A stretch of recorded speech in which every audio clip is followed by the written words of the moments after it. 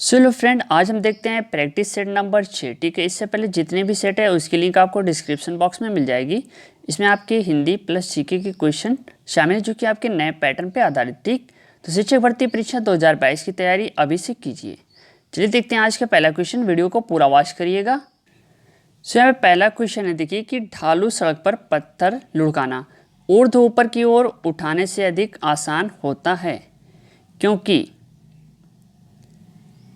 यहाँ पे जो राइट ऑप्शन होगा ऑप्शन सी।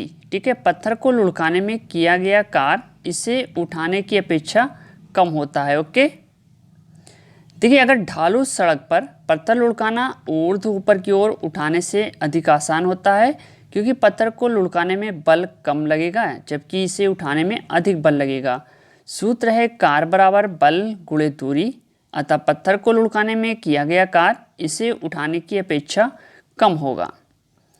चलिए अगला क्वेश्चन है, दालें किसका अच्छा स्रोत होती हैं? तो ऑप्शन सी यानी प्रोटीनों का।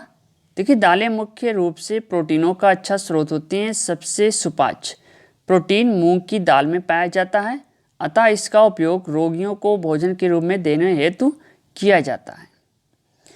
चलिए अगला प्रश्न है, निम्नलिखित में से किसको संविधान की आत्मा के रूप में माना गया है? ऑप्शन है यानी प्रस्तावना। देखिए भारतीय संविधान निर्माण सभा के एक सदस्य पंडित ठाकुर दास भार्गव ने कहा था, प्रस्तावना संविधान का एक अति मूल्यवान भाग है। यह संविधान की आत्मा है, यह संविधान की कुंजी है तथा यह एक ऐसा यंत्र है जिससे संविधान को मापा जा सकता है। ठीक है, चलिए अगला क्वेश्चन देखते हैं। देखिए जून 2015 के बारे में बात हो रही कि चौथे सप्ताह में दो उद्यमियों और अनेक नागरिकों निकाय के बीच अपशिष्ट प्रबंध पर समझौता कहाँ हुआ था? तो ये हुआ था आपके असम में। ठीक है, चलिए अगला प्रश्न है, एनपीपी से क्या अभिप्राय है? तो ऑप्शन सी सही होगा, नेशनल पॉपुलेशन पॉलिसी। सो नेक्स्ट क्वेश्चन है, सविनय अवज्ञा आंदोलन का मुख्य उद्देश्य क्या था? देखिए यहाँ पे ऑप्शन बी यानी नमक कर के विरुद्ध। यहाँ पे है कि गांधी जी ने दांडी में समुद्र तट पर नमक कानून का उल्लंघन करके सविनय अवज्ञा आंदोलन का शुभारंभ करने का निश्चय किया।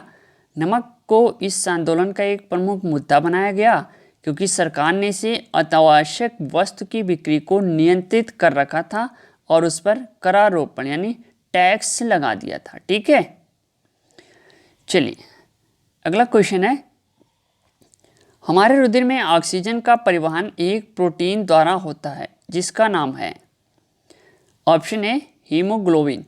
देखिए हीमोग्लोबिन एक प्रकार का प्रोटीन होता है जिसमें आयरन उपस्थित रहता है। ये ऑक्सीजन को शरीर के एक हिस्से से दूसरे हिस्से में पहुंचाता है। ठीक, चलिए सो नेक्स्ट क्वेश्चन है, लोकसभा चुनाव के लिए उम्मीदवार बनने की न्यूनतम आयु सीमा क्या है? तो आयु सीमा है आपके 25। देखिए लोक प्रतिनिधित्व अधिनियम 1950 की धारा 36 सब क्लॉज 2 के साथ पठित संविधान के अनुच्छेद 173 सब क्लॉज ख के द्वारा विधानसभाओं के अभ्यर्थी होने के लिए ये प्रावधान रखा गया है। चलिए अगला क्वेश्चन देखते हैं, सॉफ्टबैंक और फॉक्सकॉन टेक्नोलॉजी ग्रुप ने एक संयुक्त उपक्रम एसपीजी क्लीनटेक बनाया जो ग्रीन एनर्जी प्रोजेक्टों में 10 वर्षों में लगभग 20 बिलियन का निवेश करेगा। तो ऑप्शन बी भारतीय इंटरप्राइजेज इज राइट ऑप्शन होगा। देखिए यहाँ पे अगला क्वेश्चन है कि केंद्र सरकार के विकास व्यय में शामिल नहीं है। यहाँ पे नहीं शब्द लगा, वेरी इंपॉर्टेंट।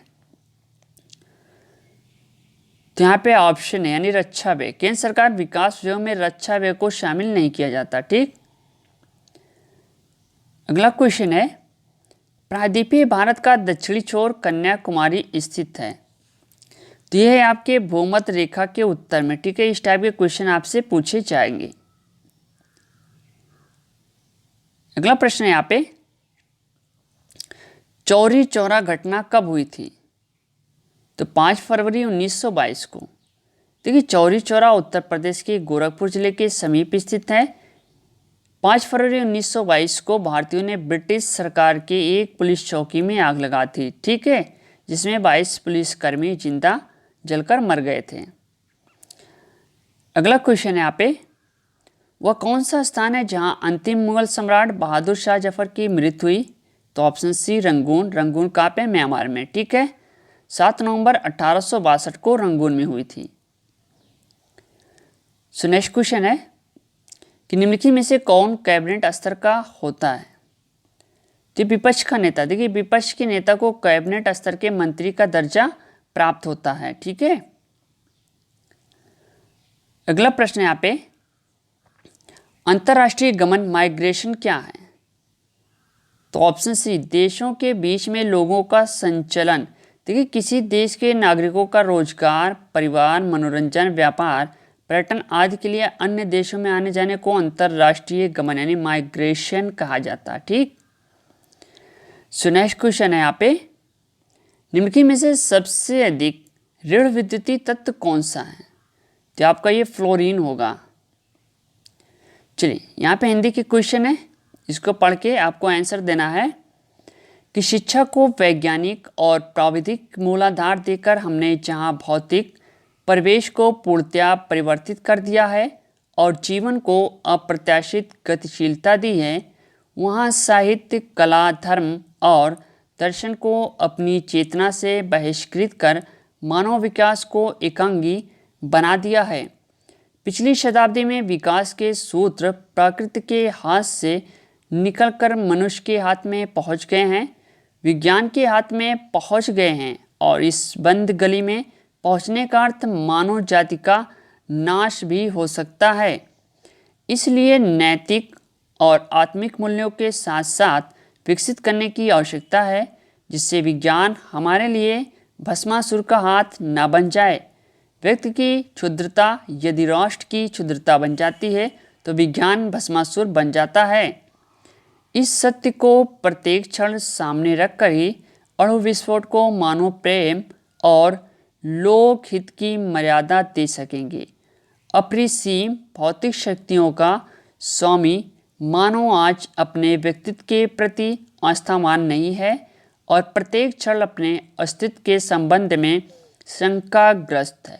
तो पहला क्वेश्चन बनता है, आज का मानव अपने व्यक्तित्व और अस्तित्व के प्रति इसलिए शंकालु है क्योंकि वह विज्ञान की विध्वंसक शक्तियों से भयभीत है, ठीक है। चलिए, अगला प्रश्न है, हमारी विज्ञान धृत शिक्षा की सर्वाधिक महत्वपूर्ण देन है? तो ऑप्शन डी है, देखिए यहाँ गतिशील जीवन का प्रत्यावर्तन, ठीक है।